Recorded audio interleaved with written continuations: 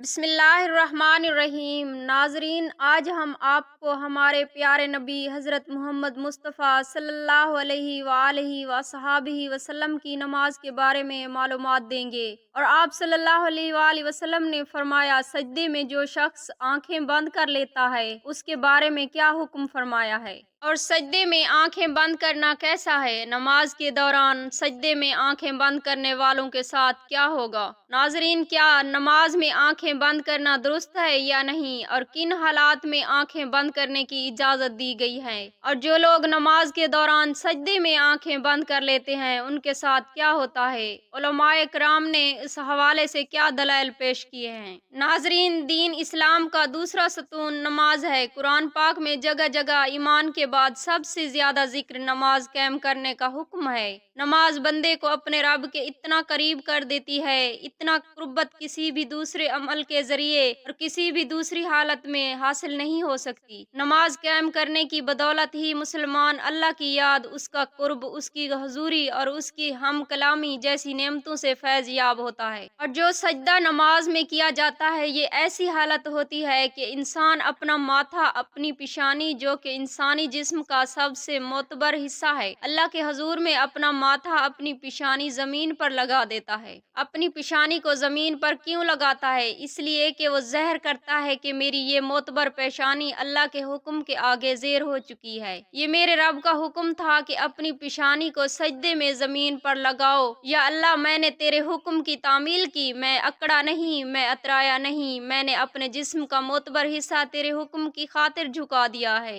कि सजदा इंसान को अल्लाह का मुकर्रब बना देता है, अल्लाह की कुर्बत हासिल हो जाती है। सजदा करने वाला इंसान अल्लाह का पसंदीदा इंसान बल्कि मुकर्रब बन जाता है। क्या दीन की रूह और बंदगी की मिराज उन चीजों के सिवा और भी कुछ हो सकती है? ज़ाहिर है कि नहीं हो सकती। ईमान की जड़ों को नमी और ताजगी सिर्फ अल्लाह ताला की याद से ही मिलती है। जिस दरख्त की जड़ों को नमी और ताजगी नहीं मिलती तो वो सूखने लगता है और फलता फूलना बंद कर देता है। इसलिए जिस शख्स का दिल अल्लाह ताला की याद से गाफिल हो जाए, उसका ईमान मुरझा जाता है। नेक और सालेह शख्स सिर्फ वही हो सकता है जिसके अंदर ईमान की ताजगी मौजूद हो, और ईमान उसका ताज़ा हो सकता है जिसके दिल में अल्लाह ताला की यादगार कर गई हो। नमाज की बहुत बड़ी अहमियत और फजीलत है। मुसलमान और काफिर में फर्क करने वाली नमाज ही है। जो नमाज पढ़ता है वो करने मुसलमान है, और जो नमाज नहीं पढ़ता वो काफिर तो नहीं कह सकते, बल्कि नमाज ना पढ़ना काफिरों जैसा अमल जरूर कह सकते हैं। नाजरीन, हजरत सैयदना फातिमा रज़ियल्लाहु ताला अन्हा ने कभी भी नमाज कज़ा नहीं फरमाई।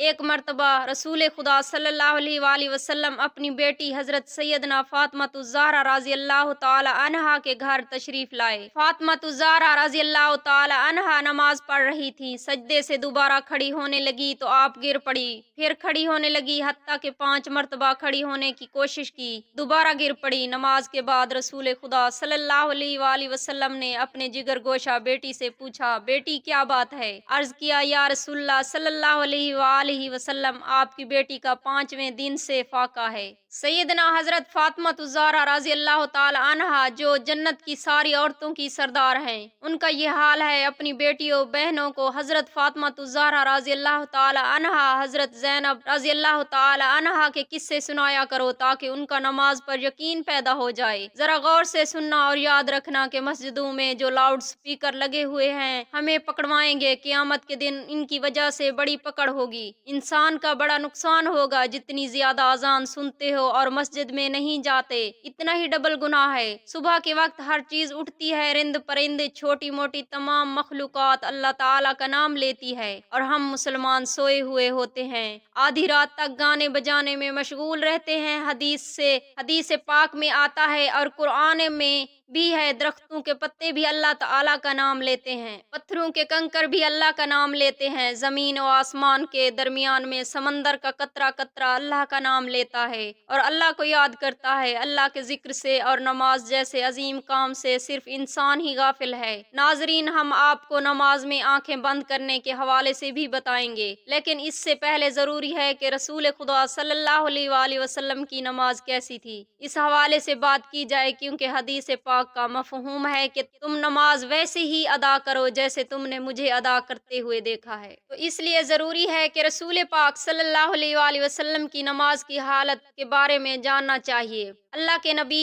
یہ نماز کس طرح سے ادا کرتے تھے؟ اللہ تعالیٰ کے محبوب بندوں میں انبیاء کرام علیہ السلام، صحابہ کرام رضوان اللہ تعالمین ابیت دیت سے سرفراز کیا، ان محبوب ہستیوں کی نماز میں بے پناہ محویت، خشوع و خضوع تھا۔ رسول خدا صلی اللہ علیہ وآلہ وسلم اعلان نبوت سے پہلے بھی غار حرا میں کافی عبادت الہی میں مصروف رہے، مگر جب آپ صلی اللہ علیہ وآلہ وسلم نے اعلان نبوت فرمایا تو آپ صلی اللہ علیہ وآلہ وسلم کو نماز کا حکم ملا اور آپ صلی اللہ علیہ وآلہ وسلم اس پر کاربند ہو گئے۔ ابتدا میں آپ چھپ کر نماز ادا کیا کرتے تھے۔ رسول خدا صلی اللہ علیہ وآلہ وسلم کی نماز مثالی ہے۔ آپ کی نماز میں حد درجے کی مثال تھی، گویا کہ آپ کی نماز کامل تھی۔ آپ صلی اللہ علیہ وآلہ وسلم نفلی نمازوں میں بھی خشیت الہی سے اشکبار ہو جاتے اور اللہ تعالیٰ کی طرف سے اتنی لگن اور محبت سے توجہ ہوتے کہ دنیا کے ہر خیال سے بے نیاز اور بارگاہ رب العزت کے قریب ہو جاتے۔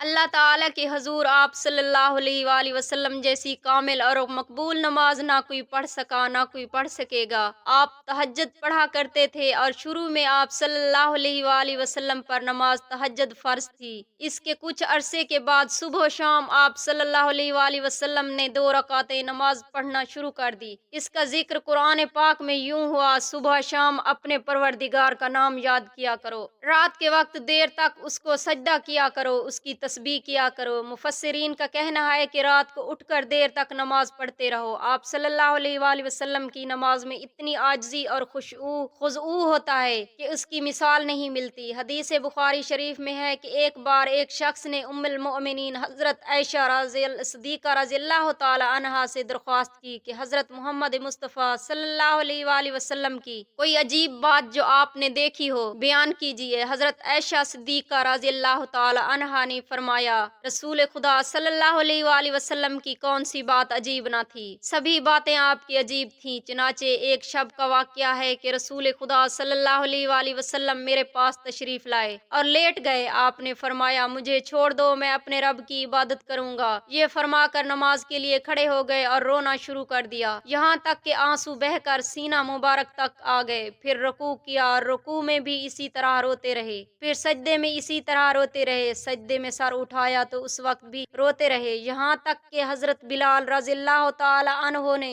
فجر کی نماز کے لیے اذان دی۔ حضرت عائشہ صدیقہ رضی اللہ تعالی عنہا فرماتی ہیں، میں نے عرض کیا، یا رسول اللہ صلی اللہ علیہ وآلہ وسلم اس قدر روتے ہیں حالانکہ آپ معصوم ہیں؟ رسول خدا صلی اللہ علیہ وآلہ وسلم نے فرمایا، کیا میں شکر گزار بندہ نہ بنوں؟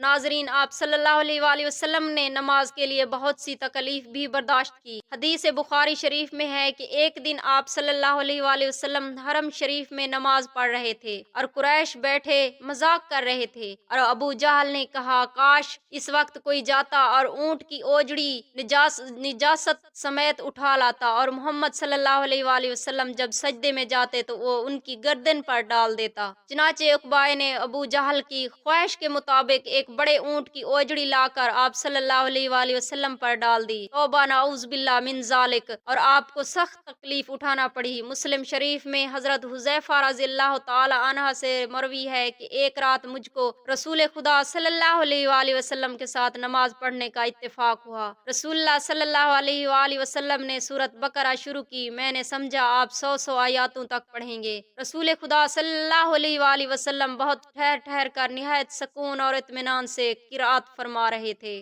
اور ہر آیات کے مضمون کے مطابق درمیان میں تسبیح اور دعا کرتے۔ اس کے بعد رسول خدا صلی اللہ علیہ وآلہ وسلم نے رکوع کیا اور رکوع میں بھی قیام کے برابر توقف کیا، فرمایا پھر کھڑے ہوئے اور اتنی ہی دیر کھڑے رہے، پھر سجدہ کیا اور سجدے میں بھی اس قدر دیر فرمائی۔ حضرت عوف رضی اللہ تعالی عنہ کہتے ہیں کہ ایک رات میں رسول خدا صلی اللہ علیہ وآلہ وسلم کے ساتھ تھا۔ رسول خدا صلی اللہ علیہ وآلہ وسلم مسواک کیا، وضو فرمایا، نماز کے لیے کھڑے ہو गए। मैं भी रसूल खुदा सल्लल्लाहु अलैहि वसल्लम के साथ नमाज में शरीक हुआ। रसूल खुदा सल्लल्लाहु अलैहि वसल्लम ने एक रकात में पूरी सूरत बकरा पढ़ डाली। जहाँ तक रहमत की आयत है आती है, ठहर जाते और देर तक रहमत की दुआ मांगते रहते। सूरज के आखिर पर रुकू किया और इतनी देर तक ही रुकू में रहे जितनी देर सूरत बकरा की किरात में लगी थी। रुकू के बाद इतना ही तवील सजदा किया। दूसरी रकात में सूरत आले इमरान पढ़ी। इसी तरह हर रकात में पूरी एक सूरत पढ़ते रहे। तो नाजरीन, रसूल खुदा सल्लल्लाहु अलैहि वसल्लम इस तरह से नमाज पढ़ा करते थे। यह हमने कभी गौर किया है हम किसी तरह नमाज अदा करते हैं? क्या हमारी नमाज में कोई एक सूरत मुकम्मल पढ़ी जाती है? अपने गिरेबान में झांक कर देखें, आपको पता चलेगा कि उम्मत मुहम्मदी ने पैदा होना खुशकिस्मती तो है, लेकिन क्या हमने उनके तौर तरीकों को पूरा किया है या नहीं? तो नाजरीन, अब बात करते हैं क्या नमाज में आंखें बंद करना सही है या नहीं। इस हवाले से फुकरा ने क्या फरमाया है? अहले इल्म नमाज में बिला जरूरत आंखें बंद करने को मकरूह कहते हैं। चुनाचे हर रोज के मुअल्लिफ ने सराहियत के साथ ये लिखा है कि ये यहूदियों का अमल है। इस तरह तो भी उस अमल को मकरूह होने की सराहियत की है, लेकिन उन्होंने किसी किस्म की जरूरत होने या ना होने का जिक्र नहीं किया। और कसानी रहमतुल्लाह अलैह कहते हैं कि ये मकरूह है, ये सुन्नत से मुसादिम है, क्योंकि नमाज की हालत में सजदे की जगह पर देखना शरई अमल है। नेज ये भी कहा कि हर अज़ा का इबादत में हिस्सा है, चुनाचे इसी तरह आँखों का भी इबादत में हिस्सा है। नमाज के दौरान आंखें बंद करने को मकरूह कहा है, तहम कहीं मसलत का तकाजा हो तो जायज है। बल्कि उन्होंने ये भी कहा है कि बसा औकात आंखें बंद करना आंखें खोले रखने से बेहतर होगा। इमाम आस बिन अब्दुल सलाम रहमतुल्लाह अलैह ने अपने फतवा में जरूरत के वक्त आंखें बंद करने की इजाजत दी है। इसे नमाज में खुशू ज्यादा पैदा होने का इम्कान हो तो आंखें बंद की जा सकती हैं। जबकि इब्ने कमर रहमतुल्लाह अलैह ने जाद बिल मियाद में असरात के साथ लिखा है, अगर आंखें खोल कर रखना जरूरी है और अगर आंखें बंद करके रखने से ज्यादा खुशू पैदा होगा, मसलन कोई ऐसे नक्शो निगार या कोई और चीज मौजूद है जिससे खुशू में खलल पैदा होता है, तो फिर कतई तौर पर मकरूह नहीं है, बल्कि ऐसी सूरत में आंखें बंद करने को मुस्तजिब कहना मकासद शरीयत से मकरूह कहने की निस्बत करीब तर है। तो नाजरीन, फुकरा के फरमान के मुताबिक हमने देखा कि क्या नमाज के दौरान आंखें बंद की जा सकती हैं या नहीं। बहरहाल बेहतर यही है कि आंखें खोलकर नमाज पढ़ी जाए, क्योंकि नमाज पढ़ने की दौरान सजदे की जगह पर देखना जरूरी अमल है। मोहतरम नाजरीन, आखिर में अल्लाह ताला से दुआ है कि अल्लाह ताला हमें दीन की समझ अता फरमाए, हमारी नमाजों में खुशू पैदा फरमाए, जिस तरह रसूल खुदा सल्लल्लाहु अलैहि वसल्लम ने अपनी मुबारक जिंदगी में पढ़ी थी। उन्हीं के नक्शो कदम पर चलने की तौफीक अता फरमाए। आमीन या रब्बल आलमीन।